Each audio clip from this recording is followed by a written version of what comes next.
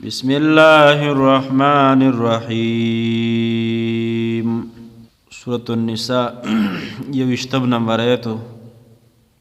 ولا تنكحوا ما نكح آباؤكم او منکا کوي ما نکح آباؤكم دا خذو سرا چې نکاح کړی دا پلارانو ستاسو د هغوی سره من النساء د زنانونه الا ما قد سلف مگر هغه چې تیر شوي دي انه كان فاحشا یقینا دا بحیائی دا ومقتا او سبب د غصې د الله دی وساء سبیلا او بدل لاره دا ناسمه لاره ده غلطه لاره ده حرمت علیکم امهاتکم وبناتکم حرمت علیکم امهاتکم حرام ده پتاسو باندې نکاح امهاتکم د میندو ستاسو مرګانو سره وبناتکم او د لونو ستاسو و اخواتکم او د خویندو سره وعماتکم او د ترورګانو چې د پلار طرفی وخالاتکم خلاګان ستاسو د مور خوره وبنات الاخ او اغلورانی د ورونو ستاسو ریری وبنات الاخت او خورزی ستاسو اغلورانی د خویندو ستاسو وامهاتکم اللاتی او زنانا آغا ارزواناکم چې تی درکړی تاسو ته رضاعی مور ده و اخواتکم من الرضاعه او خویندې ستاسو د تېرېدلو نه رضاعي خور ده و امهات نسائکم او میندې د ښځو ستاسو خواښې و ربائبکم اللاتی او هغه پرکټۍ هغه فی حجورکم چې په پرورش ستاسو کې دي تاسو سره د ښځې سره راغلی دي من نسائکم د ښځو ستاسو نه اللاتی د هغه نه دخلتم بهن چې تاسو صحبت کړی د هغوی سره فإن لم تكونوا دخلتم بهن پس کچری تاسو وی لم تكونوا دخلتم بهن چې تاسو صحبت نوی کړی د دوی سره نو فلا جناح علیکم پس نشته ګناه به تاسو مور سره صحبت نشوی لوري بیا به نکاح اخیستی شي وحلائل ابنائکم الذین من اصلابکم او ښځې د زامنو ستاسو هغه من اصلابکم چې پیدا وي ستاسو د شاګانو نه وان تجمعوا بین الاختین او دا چې تاسو جمعوالی راولئ په منځ د دوه خویندو کې دوه خورګانې جمع کوئ الا ما قد سلف مگر هغه چې مخکې تیر شوي دي ان الله کان غفور رحیما یقینا الله تعالی چې دی عفو کوونکی او رحم والا دی والمحصنات من النساء الا ما ملکت ایمانکم دا زنانم حرامي دي او دی پسې والمحصنات من النساء دا یو زنانه دا مخکې چې کومې ذکر کوي وحرم علیکم ذوات الازواج من النساء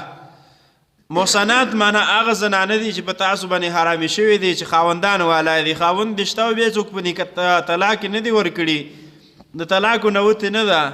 خدای دې وکړي چې کلونه لرې ته نه پاتې شوي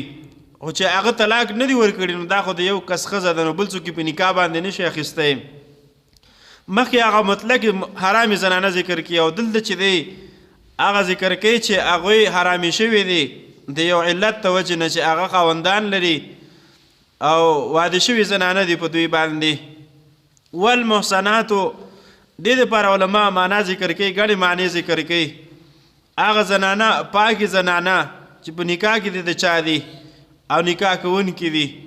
نو الا ما ملکت ایمانکم کتاب الله علیکم یا دا چې مالکانو ستاسو لاسونه د هغو وینځې دي دا د الله د خوا نه یو مقررتې ده حکم فرضي دا دی دا الله حرام کړي په تاسو باندې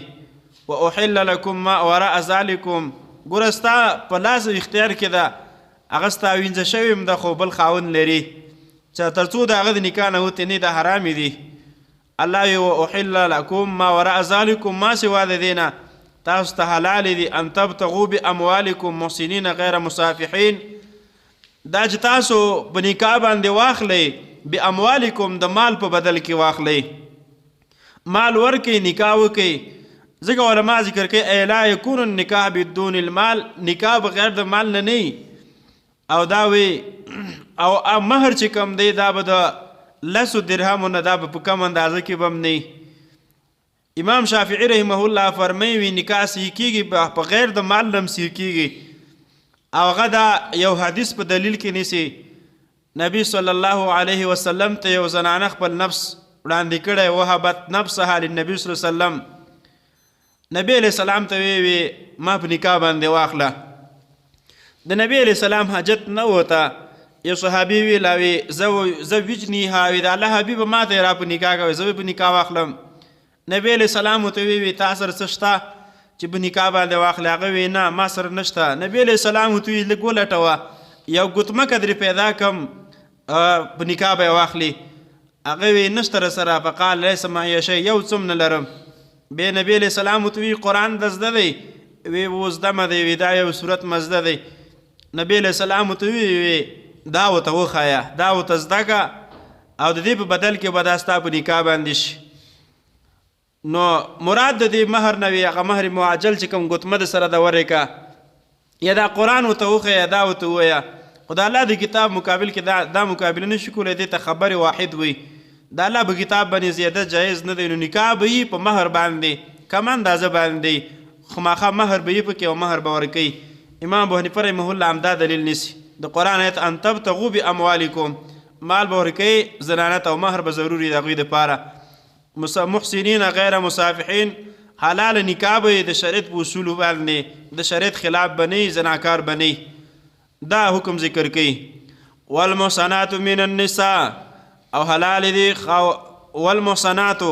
او حرام دي په تاسو باندې، والمحصنات هغه د خاوندانو والا، من النساء د زنانو نه، الا ما ملکت ایمانکم مگر هغه چې مالکان شي خلاصونه ستاسو. کتاب الله، دا حکم پر شوی دی د الله د طرفه، علیکم په تاسو. واحل لکم، او حلال شوي تاسو ته، ما وراء ذلکم هغه زنانه چې ما سوا د دغو نه دي، ان تبتغو دا چې تاسو طلب کوئ باموالکم په مالونو خپلو باندې، محسنین شی به په نکاح کې ساتونکي چې نکاح وکوي، غیر مصافحین نه به وي زنا کوونکي. وما استمتعتم پس هغه زنانه چې تاسو نه به حاصله که به په هغې سره، منهن د دغه زنانو نه، فآتوهن پس ورکړئ دوی ته، اجورهن مهرونه د دوی، فریدتن دا مقرر شوي دي، کم مقررتیا چې ده، کم مهر چې ښودلی شوی په نکاح کې دا ورکوي. ولا جناح علیکم، او نشته څه ګناه په تاسو، فیما ترادیتم په هغه مهر کې چې تاسو یو بل سره راضي شئ، من بعد الفریده پس د مقررتیا نه. ان الله کان علیما حکیما، یقینا الله تعالی چې دی پویا او د حکمتونو والا دی. الله د عمل کول توفیق راکړي.